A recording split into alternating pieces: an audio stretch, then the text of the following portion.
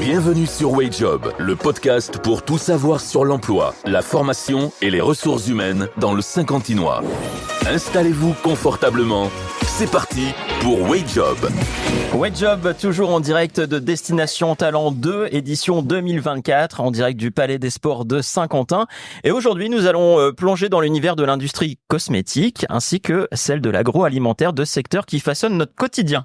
Oui, alors pour cela, nous accueillons le groupe L'Oréal de Saint-Quentin et du groupe Morato, acteur majeur de l'agroalimentaire. Merci à vous d'être parmi nous. Je vais vous laisser vous présenter.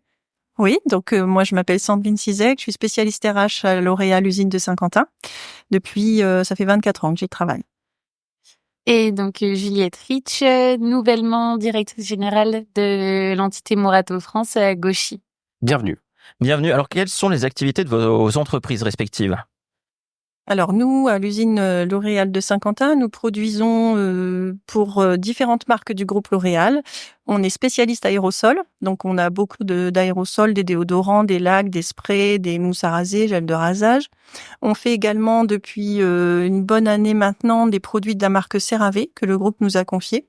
Et on a aussi des déodorants roll-on billes et des flacons pompes destinés à tout ce qui est capillaire, styling, ce qu'on appelle styling dans le mou. D'accord, styling, c'est-à-dire ? Tout pour les cheveux. D'accord, parfait. Alors, c'était parce qu'on est des hommes, Julien, qu'on n'est pas très opérationnel sur ces termes. Et pour Morato ? Donc nous, on fabrique des pains hamburgers, toutes formes, tout type, pour les clients Quick. Donc partout en France, ce qui est mangé chez Quick vient de chez nous. Et tous les produits à la marque Harris. D'accord, très bien. Alors, question pour le groupe L'Oréal. Quelles sont parce qu'on sait qu'il y a une prise de conscience qui est récente, enfin, pas forcément récente, mais il y a une prise de conscience qui a été faite par rapport à l'environnement. Comment vous avez mis en place toutes ces choses pour répondre aux attentes des consommateurs en matière de produits cosmétiques ? Alors, il faut savoir que dans le groupe L'Oréal, il y a de grosses équipes qui s'occupent de ce genre de sujet. Nous sommes des entités de production, mais effectivement, de par la définition même de nos produits, tout est pris en compte. Il y a également au sein de notre usine des choses qui ont été faites par le service ETN SHE pour tout ce qui est normes RSE, etc. Donc, on est vraiment engagé du départ de nos achats de matières premières jusqu'au conditionnement de nos produits finis sur justement ces nouvelles choses qui, alors c'est pas nouveau, mais effectivement depuis ces dernières années, ça prend de l'importance. Chez Morato Group, quelle stratégie vous avez mis en place également pour assurer la qualité tout en répondant aux nouvelles tendances de consommation ?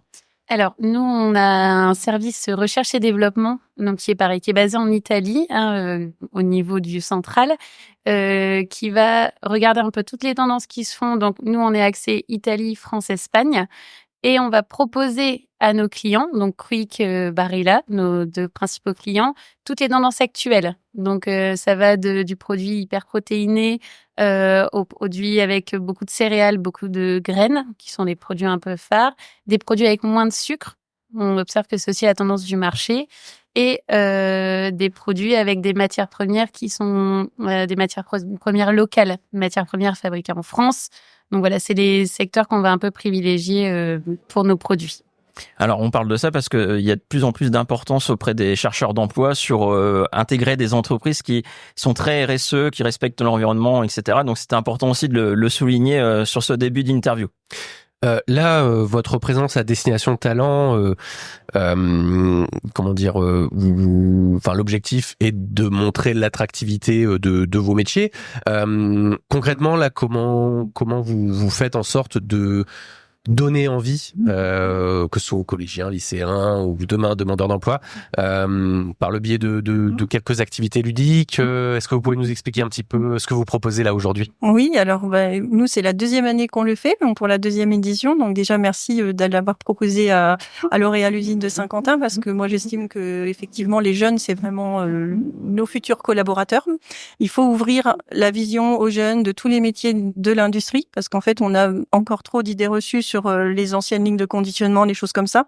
Donc on est présent aujourd'hui, on a essayé de faire effectivement des petits ateliers ludiques. On est venu avec un alternant ingénieur qui a fait des études en technique, qui explique un petit peu le métier de technicien de production.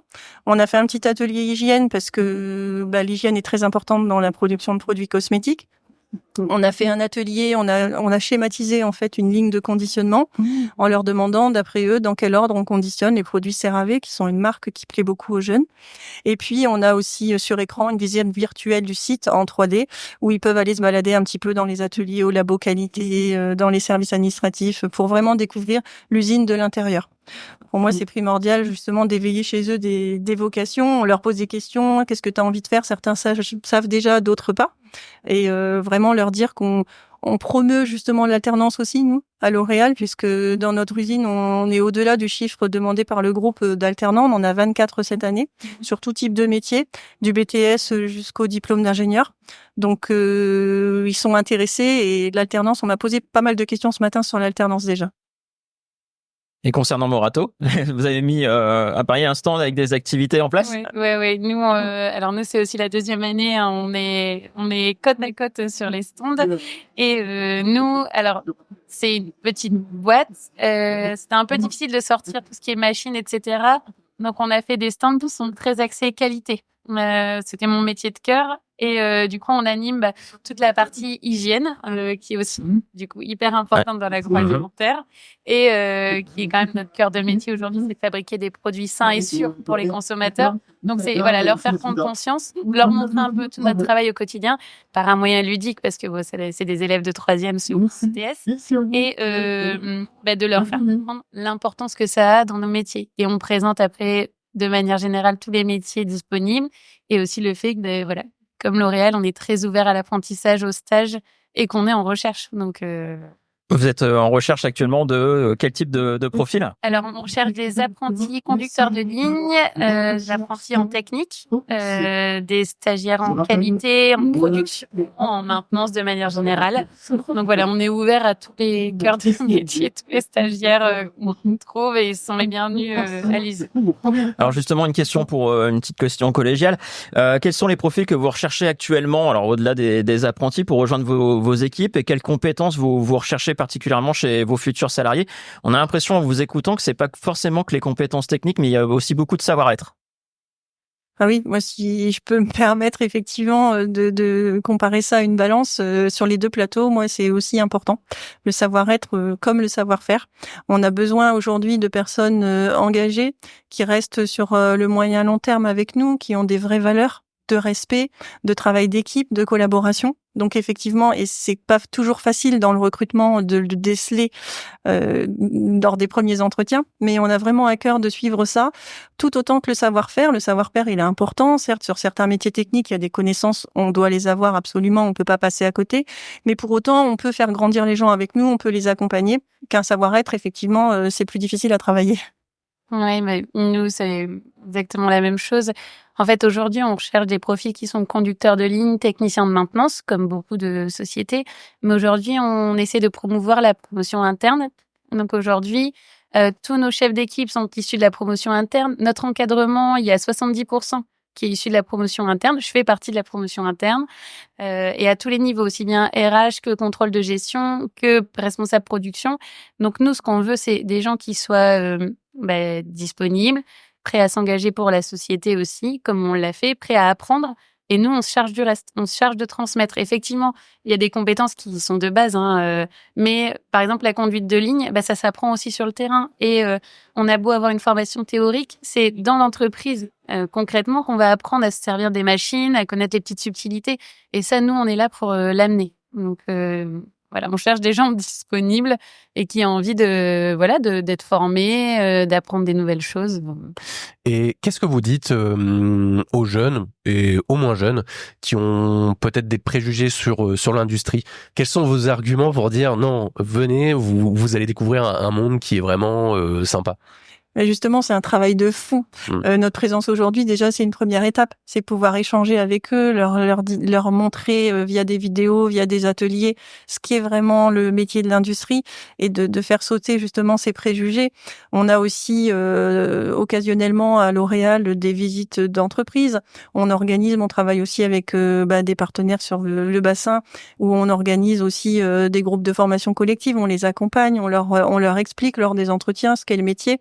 On a recruté des intérimaires, entre autres, qui n'avaient pas du tout d'expérience dans l'industrie, qui s'en faisaient une idée et qui se sont complètement épanouis après sur le poste.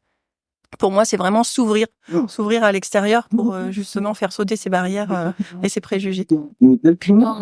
On participe aussi avec Proche Orientation à des missions dans les lycées, notamment les lycées, les secondes, les BTS, pour leur faire comprendre que aujourd'hui l'idée qu'on se fait d'une usine, c'est pas l'usine d'il y a 50 ans où c'était le bagne, c'est agréable, il y a plein de métiers à découvrir.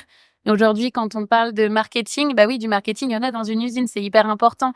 En fait, tous les métiers sont développés dans les usines et on explique aussi nos parcours qui sont un peu atypiques et qu'il faut que, bah voilà, même si on n'était pas destiné à faire ça, on s'épanouit. Il y a plein d'opportunités, plein de carrières. Donc, on le fait, nous, surtout au niveau de la population jeune, en ouvrant les portes, en faisant des portes ouvertes, etc. Les plus âgés ont peut-être un peu plus d'expérience parce que, voilà, nous, des gens qui viennent en intérim sont souvent passés chez L'Oréal, sont passés chez CPF, etc. Donc, ils connaissent un peu l'industrie. On essaye de cibler beaucoup les jeunes pour, du coup, leur donner un peu le goût de découvrir ces métiers-là qu'on trouve dans les usines. Donc vous ouvrez vos portes pour des personnes qui souhaiteraient découvrir les métiers via par exemple une période de stage. Alors je sais aussi avec Sandrine, parce que ça fait quelques années qu'on se connaît, mais qu'on monte aussi des opérations de formation sur mesure pour des personnes qui auraient juste des prérequis, c'est-à-dire avoir au moins découvert une fois les métiers de l'industrie, sur la maintenance industrielle notamment avec l'opération C'est Maintenance. Et pour les conducteurs de ligne, on a également l'opération Agrocosme. Est-ce qu'on peut parler rapidement de ces deux formations ? Oui, bien sûr. On a déjà fait plusieurs éditions d'Agrocosme, alors je sais même plus combien, mais ça commence à compter quand même. La 7. Voilà, c'est ça. Donc, voilà, grâce à vous, il y a tout ce partenariat qu'on a réussi à monter, et je citerai Rachel Pires, qui est ma responsable, qui a beaucoup travaillé là-dessus depuis plusieurs années. On a effectivement monté ce processus et participé à ce processus pour justement faire découvrir nos métiers à des gens qui se seraient peut-être pas tournés vers nous instinctivement, les accompagner par de l'alternance, en fait, par une formation théorique et une formation chez nous, où on a mis en place aussi des périodes avec France Travail, de PMSMP, de mise en situation professionnelle, pour aussi que, avant de vraiment s'engager, pour ceux qui ont des petites craintes par rapport à l'environnement, pouvoir découvrir pendant 1 ou 2 semaines justement l'environnement et se dire est-ce que j'y suis bien, est-ce que j'y suis pas bien. Et puis voilà, moi je pense que c'est des super dispositifs qu'il faut garder sur le bassin, parce que on peut ouvrir nos portes à des personnes qui jamais n'auraient osé y frapper, quoi. Tout Donc, à fait. effectivement, on a fait aussi une opération de C'est Maintenance sur des métiers de la technique qui ont accompagné 2 personnes à justement avoir le diplôme derrière et qui ont dû découvrir nos ateliers. Métier de la maintenance industrielle, un métier en tension, on peut le dire, sur le territoire, ouais. un petit peu pénurique. Pour conclure, quelles initiatives avez-vous mises en place pour attirer d'abord et fidéliser les talents au sein de vos entreprises respectives ?